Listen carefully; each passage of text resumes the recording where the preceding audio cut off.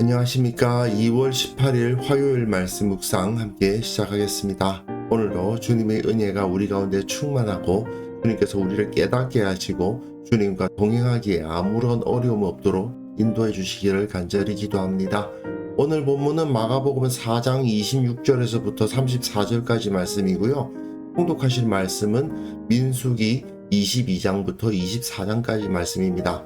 오늘 본문은 계속해서 이 씨 뿌리는 자의 비유에 대한 부가 설명이 이어지고 있는 부분이에요. 오늘 본문을 통해서 예수님께서 왜 그렇게 사역하셨던가 다시 한번 확인해보고 우리가 예수님을 따르는 자로서 어떤 마음 가져야 될지 다시 한번 확인하는 시간 가졌으면 합니다.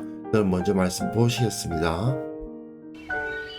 하나님의 나라는 사람이 씨를 땅에 뿌림과 같으니 그가 밤낮 자고 깨고 하는 중에 씨가 나서 자라되 어떻게 그리 되는지를 알지 못하느니라. 땅이 스스로 열매를 맺되 처음에는 싹이요 다음에는 이삭이요 그 다음에는 이삭의 충실한 곡식이라. 열매가 익으면 곧 낫을 대나니 이는 추수 때가 이르렀음이라. 우리가 하나님의 나라를 어떻게 비교하며 또 무슨 비유로 나타낼까? 겨자씨 한 알과 같으니 땅에 심길 때에는 땅 위의 모든 씨보다 작은 것이로되 심긴 후에는 자라서 모든 풀보다 커지며 큰 가지를 내나니 공중의 새들이 그 그늘에 깃들일 만큼 되느니라. 예수께서 이러한 많은 비유로 그들이 알아들을 수 있는 대로 말씀을 가르치시되 비유가 아니면 말씀하지 아니하시고 다만 혼자 계실 때에 그 제자들에게 모든 것을 해석하시더라. 우리는 지금 씨 뿌리는 비유에 부가되어서 주어지는 가르침을 읽어가고 있는 겁니다. 예수님께서 갈릴리 사역을 하고 계시고요. 후기 갈릴리 사역에 해당되는 부분인데 예수님의 가르침이 구약의 선지자들과 비슷하죠. 이사야 선지자가 사역했던 것처럼 진리를 가르치고는 있는데 사람들이 그것을 제대로 깨닫지 못하는 상황에 있더라. 그걸 보여주고 있는 거고요. 그리고 왜 그럼 예수님이 강력한 능력을 갖고 계셨음에도 불구하고 이렇게 자기 자신을 감추시는 모습으로 자기 자신을 막 드러내시면서 모든 사람들에게 전부 다 예수님을 따르지 않을 수 없도록 만들어버리는 그런 방법을 쓰지 않으셨던가? 그걸 우리가 여기서 살펴보게 되는데요. 결국은 모든 것은 다 하나님께서 원하시는 하나님의 방법을 따라야 되기 때문인 거죠. 예수님은 세상적인 방법을 사용하신 것이 아니고 하나님께서 원하셨던 하나님께서 천지를 창조하실 때 그때부터 사용하셨던 그 방법을 따르고 계셨다. 이걸 우리가 확인할 수 있고요. 그리고 그것이 가장 효과적이고 가장 좋은 방법이다 하는 것을 또한 확신할 수 있을 것 같습니다. 그럼 본문 보시면요. 하나님의 나라는 사람이 씨를 땅에 뿌림과 같으니 앞에서 씨 뿌리는 자의 비유가 있었고 길가밭, 돌짝밭, 가시덤불밭, 좋은 밭에 떨어지는 그 모든 이야기를 다 하시지 않았습니까? 그리고 다시 한번 씨를 땅에 뿌림과 같다 하는 말씀을 하세요. 그것과도 연결된다는 것이죠. 이 당시 사람들의 입장에서는 씨를 뿌리고 그것의 자라는 것을 보고 수확하는 모든 과정이 너무나도 익숙한 것이었습니다. 그러니까 사람들이 그것을 보고 하나님의 나라를 모를 수가 없어요. 그것만 봐도 하나님께서는 이렇게 역사하시고 이런 방식으로 일하시는구나 하는 것을 알만하다는 거죠. 그걸 예수님이 일깨워 주시고 계신 겁니다. 그런데도 불구하고 인간들은 어리석어서 그걸 깨닫지를 못해요. 그가 밤낮 자고 깨고 하는 중에 씨가 나서 자라되 어떻게 그리 되는지를 알지 못하느니라. 씨앗을 뿌려 놓으면 그것이 싹도 나고 자라고 꽃도 피고 하는 것을 다 과정을 다 압니다. 농부들이 그걸 모를 리가 없죠. 하지만 어떻게 그것이 이루어지는지를 알 수가 없잖아요. 그 안에서 어떻게 세포 분열이 일어나고 자라게 되는지 농부들은 다 모릅니다. 그리고 그것이 자라는 모습이 보입니까? 자라는 모습이 보이진 않죠. 그런데 어느새 와보면 자라있죠. 어느새 와보면 이삭이 맺혀 있고, 그것이 바로 하나님께서 일하시는 방법이라는 거예요.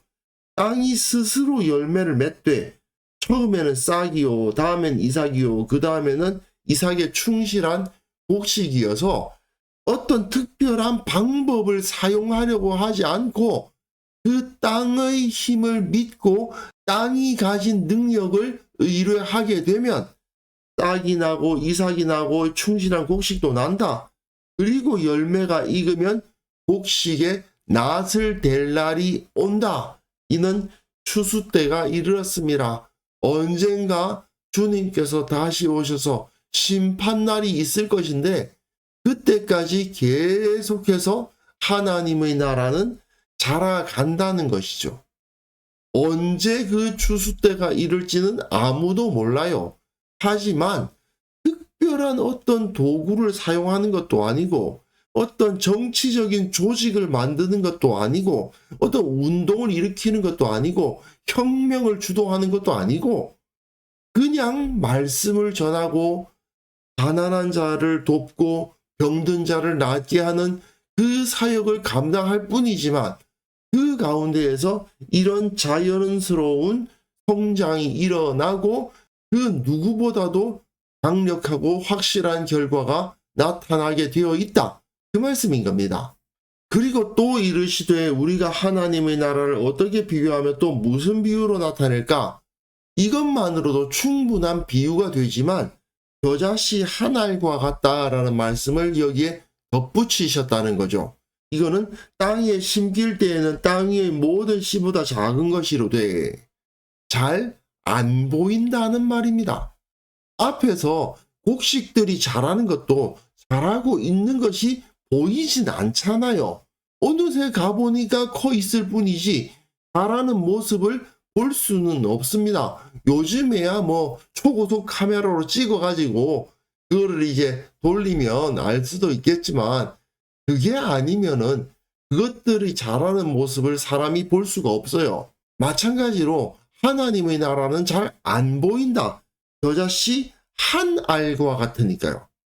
겨자씨를 모아놓으면 그래도 보이는데 한 알과 같으니 그것이 보이지를 않는다는 거죠.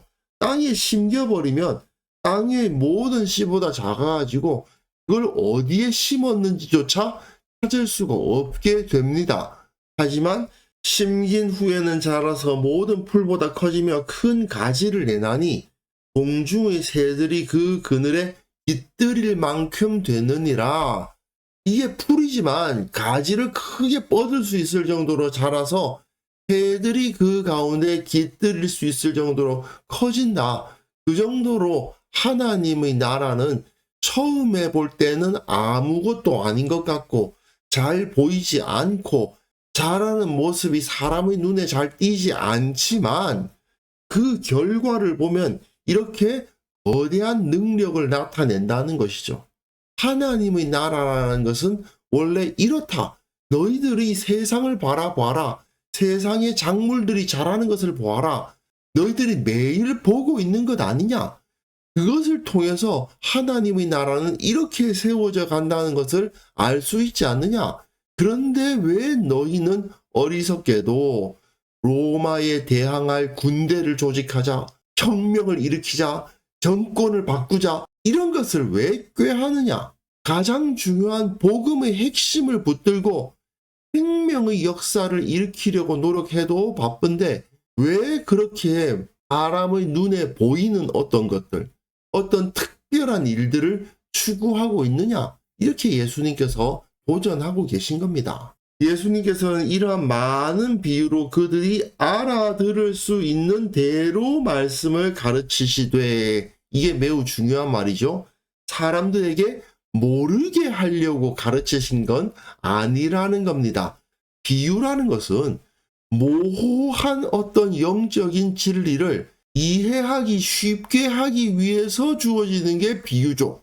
문제는 어리석은 자들이 그 비유를 들었을 때에 충분히 알아들을 수 있을 만한 내용임에도 불구하고 그 마음이 완악하고 어리석어서 이해를 하지 못하더라 이겁니다. 마치 길가와도 같은 마음밭을 갖고 있다 보니까 말씀을 들어도 사탄에게 다 뺏기고 말고 골짜밭과 같고 가시덤불밭과 같은 그 마음들이 열매를 맺히지 못하더라 이거죠.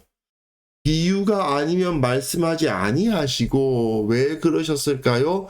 어리석은 자들이 깨닫지 못하게 하시기 위함이기도 하죠.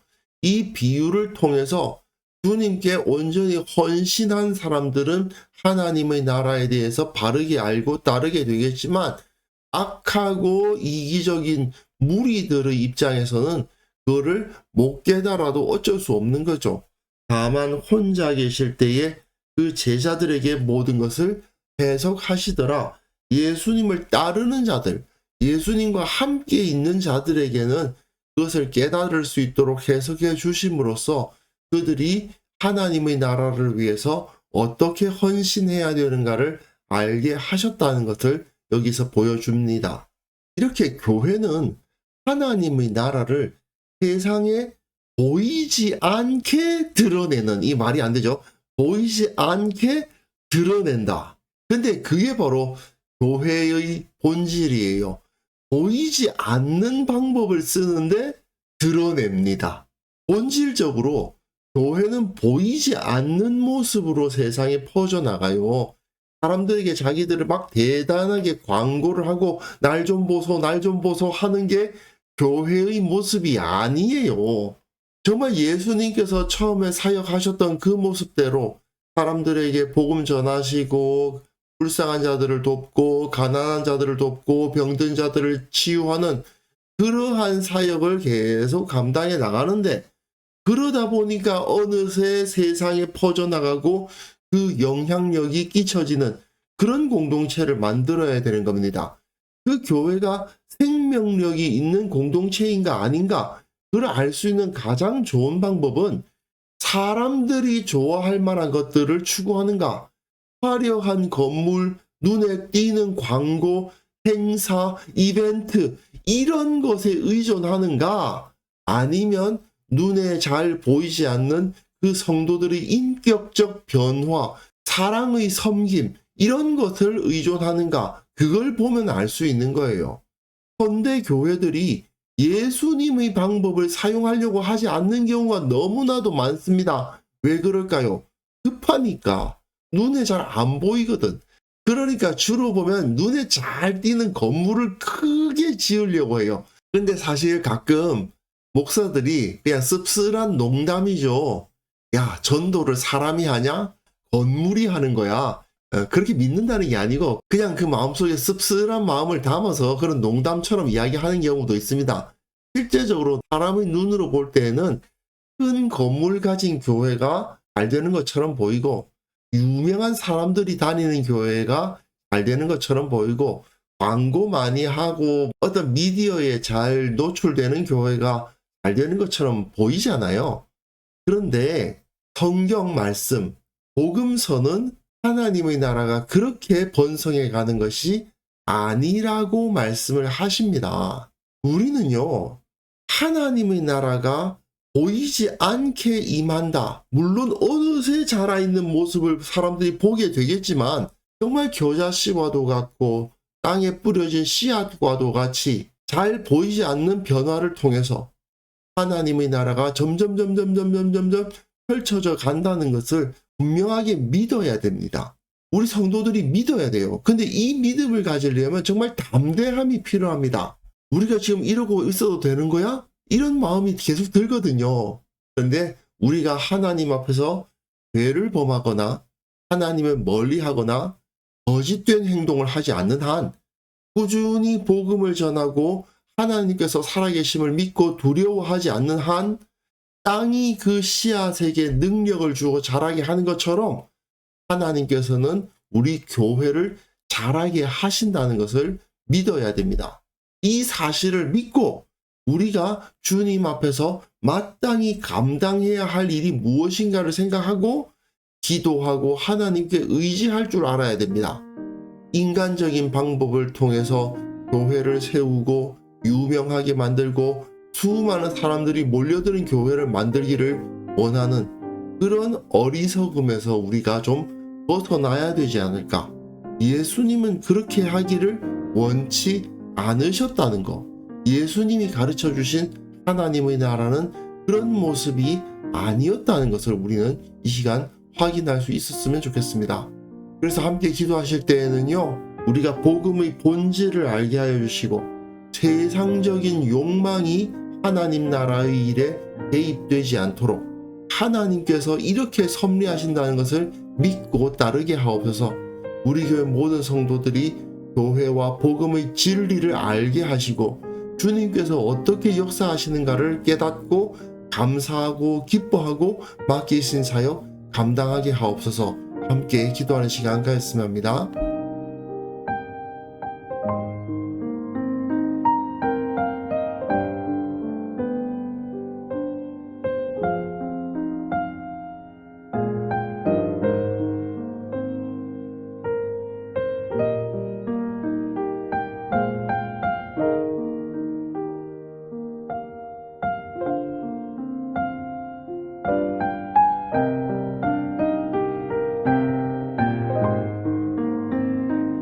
하나님 아버지, 우리가 복음의 본질을 알게 하시고 세상적인 방법을 통해서 하나님의 일을 하겠다 말하는 어리석은 자 되지 않도록 도와주시고 하나님께서 어떻게 우리를 인도하시고 섭리하실 것인가를 바라고 담대히 주님을 믿고 살아가게 하옵소서.